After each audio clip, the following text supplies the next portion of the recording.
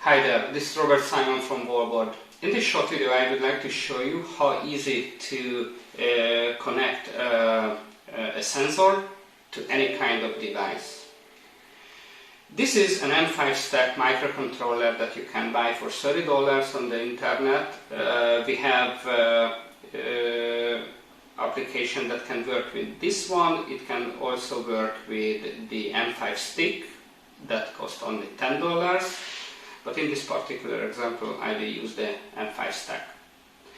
I connect the M5 stack to my computer on USB-C and start our sensor designer application. So I say quick connect, and it is immediately connected to the device on a COM5 port.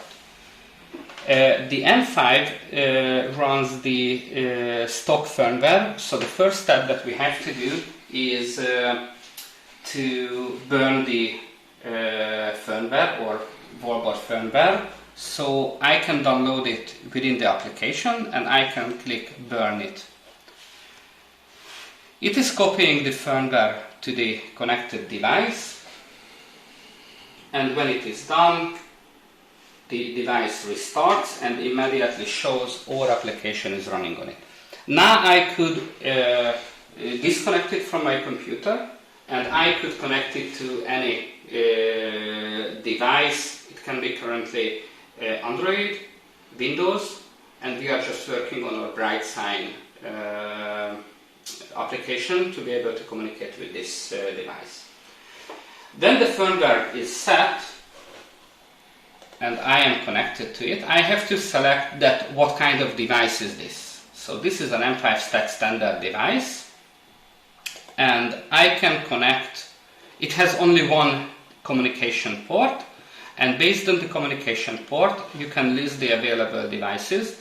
Currently our application can work together with 7 sensors. These are just in the 1.0 application. So I say this is a button, and I want to see messages when you create a click or when you press the button, and I'm also interested when you make a long click. So now let's connect the button on the groove connector to the device. Let's send the settings to the device. Then the device restarts, and our setting is on the device. So I have the firmware burned on the M5 stack microcontroller. We have the button connected to it, and we set our settings to the device. When I click on the button, it sends a click message. When I long click on the button, it sends that one. Of course, these messages can be set to anything, so it can be click wallboard. Then this message will be sent to the content when some event is fired on the device.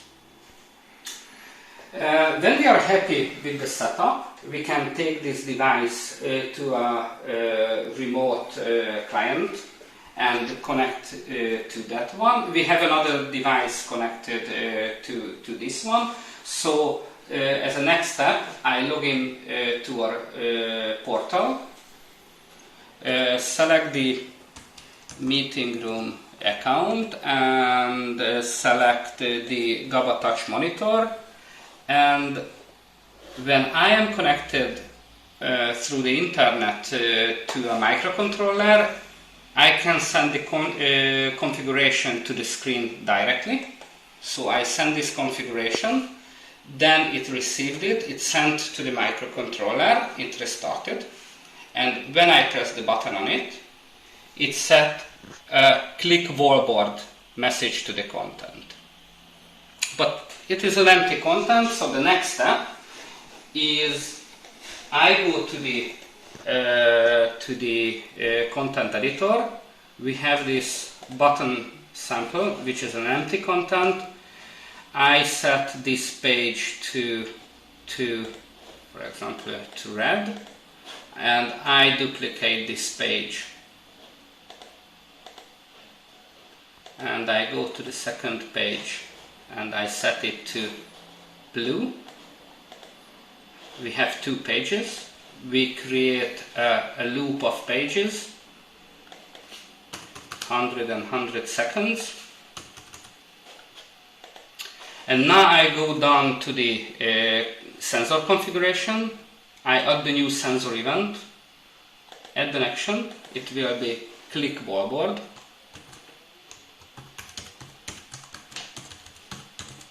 Like this one. And when this message is received by the content, let's do a next page animation. I save this. I save this content. The content is sent to the device, of course, as always. When I press the button, it goes to the next page. When I press the button, it goes to the next page. Okay, let's do a long click.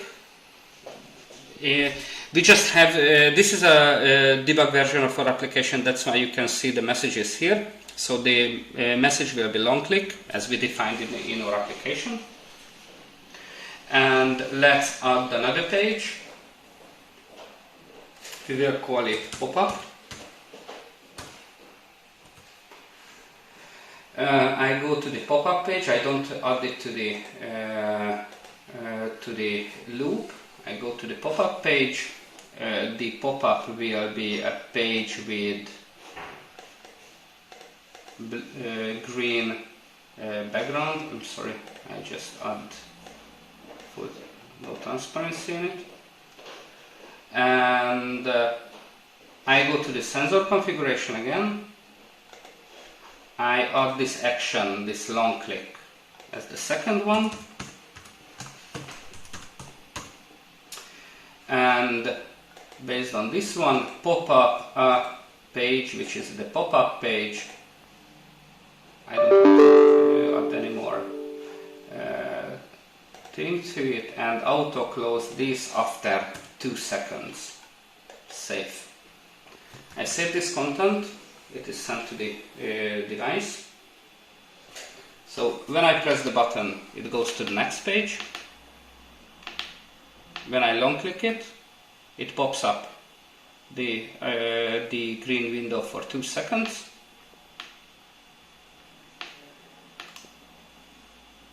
And after 2 seconds it goes back. If I press the simple page, simple click, then it just goes to the next page. So let's review it once again. The Sensor Designer application is able to communicate to a local device like this one, which is connected on USB, or it can be connected through the network, and you can always modify your sensor communication even if it is on the other side of the world. When you have a connected device, it reads the configuration from the device. With this application, you can set the firmware. You can send ping messages, and the microcontroller will answer on it.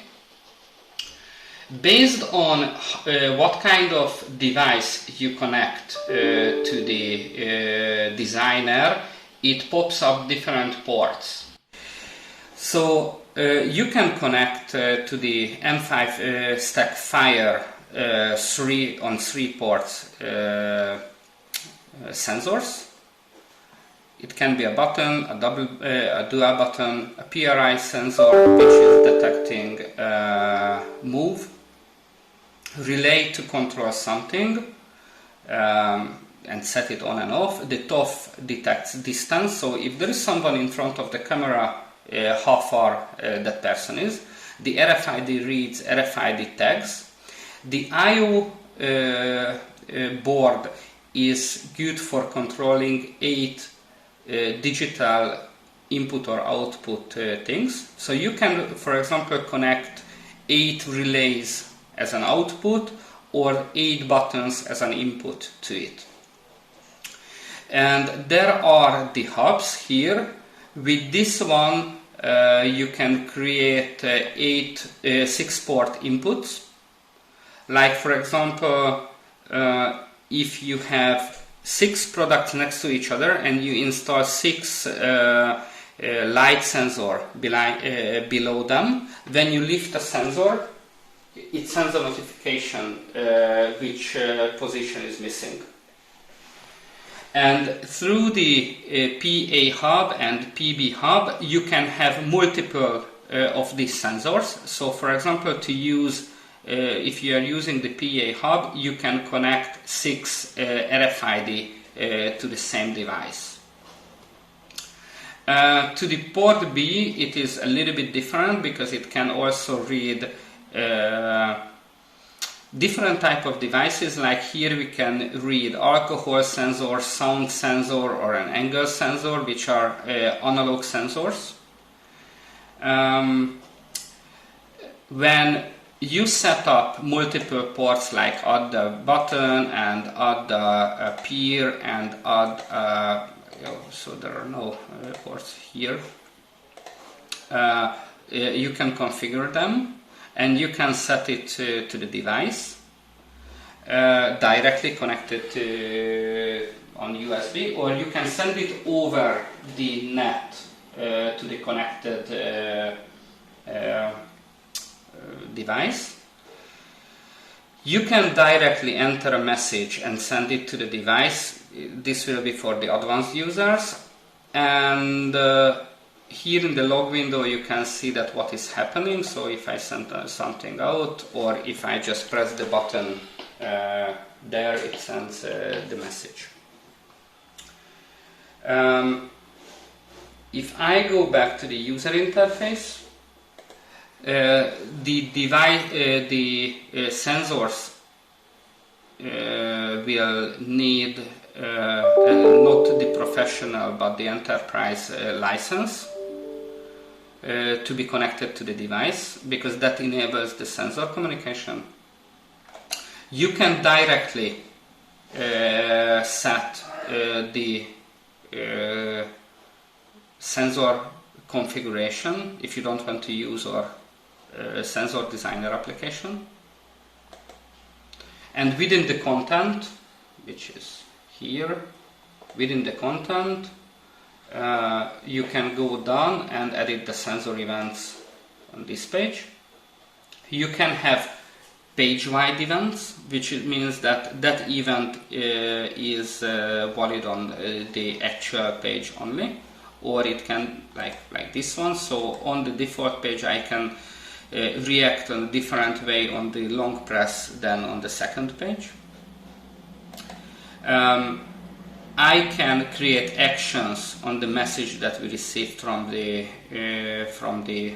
sensor, jump to another content, pop up something, go to the next or previous pages. We can call an API. We can generate another sensor event from the actual event, or we can ignore something. I think this is for the first introduction. Thank you very much for your time.